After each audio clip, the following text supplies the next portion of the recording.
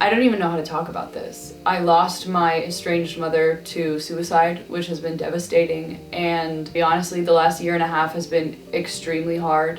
In the time following that, I have also watched several of what I thought were the most important, loving, and stable relationships in my life completely crumble and fall apart. I have had several loved ones and family members receive really scary medical diagnoses, I don't even know. So many people around me are going through something that's eerily similar. They're losing people, they're going through hard times, and it just feels like, and it's felt like for a long time, no matter where I look, there's tragedy and that's it. There's nothing else. It's just, it's bleak. This has led to me feeling like a helpless bystander in my life. When I look at the things that are going wrong in my life, I just freeze and I feel like I can't do anything. I feel completely powerless. When I think about who I am and who I want to be, the space between those two things feels so big that in my mind I just think I couldn't get from one to the other in a lifetime. You could give me 6 lifetimes and I couldn't get there. And as real as that thought feels, I know that it's not true. I know that I 100% can get to this version of me that I so desperately want to be. Someday I am gonna be okay, even if I'm not okay right now. And so today we're figuring out how we get there.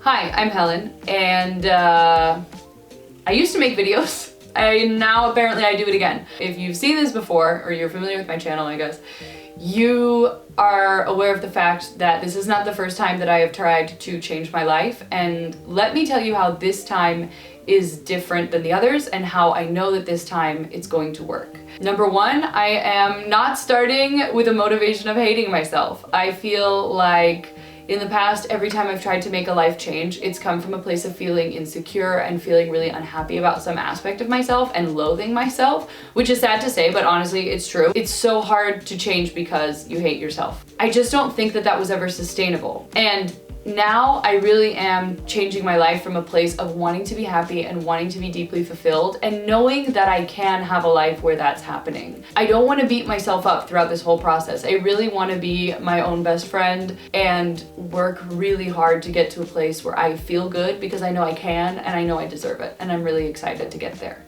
This time is also different because I'm starting with retraining myself to know that my mind and body are a safe place to be in. At this point, I mean, knock on wood, like all of the horrible things are behind me. As much as I know in my mind that that's true, I feel like I'm still waking up every day, waiting for the other shoe to drop and just bracing for impact.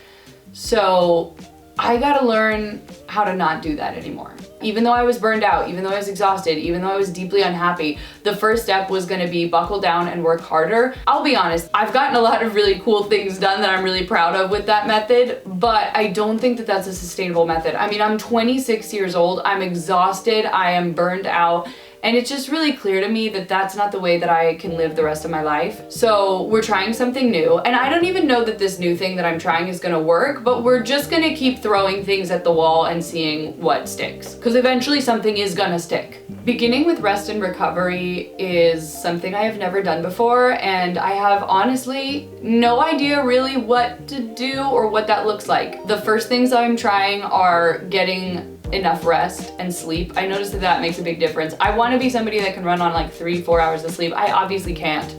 That doesn't work. So really taking enough time to sleep and to rest. I want to focus on being hydrated, and I want to just move my body for 20 minutes a day. We are setting very attainable goals. Like when I think about those things, it doesn't make my heart speed up. I don't get scared that I'm not going to be able to keep up with it. As much as I want to be like, sleep 9 hours a night, eat all my protein, be super hydrated, I just don't think that that actually, from where I'm at right now, I don't think that that's realistic. The next area of my life that I feel like I really clearly need a change in is my space. Now, this behind me looks like pretty good. I've decluttered and it's not too terribly difficult to maintain, but that is not true for all areas of my home. Right now, I feel like I get home and I feel stressed and I feel like there's a never-ending to-do list.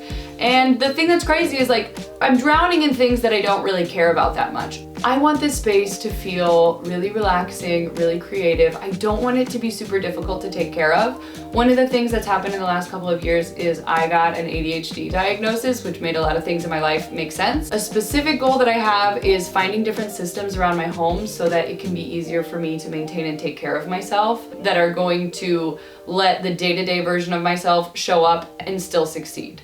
The other area of my life is kind of like fun and creativity. I really need to do things that are creative and exciting to me. Explore music again and make it something that I love again, because at this point it's been something that's like stressful and really hard. So I want to fix my relationship with that, because it used to be the most important thing in my life, and I don't think it should ever be the most important thing in my life again, but I want it to be something that brings me joy.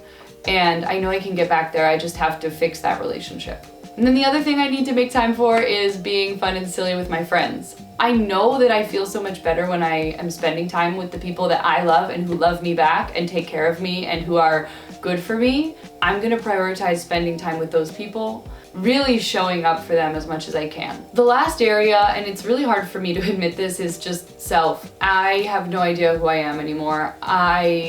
I try to be the version of myself again that I was before all of this, before all of the heartbreak and the devastation and the loss of, my mother and so many other people who just aren't in my life anymore. It doesn't feel real, it doesn't feel authentic. I remember how good it felt to know who I was and to know what I liked and what I needed, and that also made it so that I could take care of myself and show up for myself, and it also made it easier for other people to help me, to take care of me and to show up for me. I can't do that right now because I don't know who I am.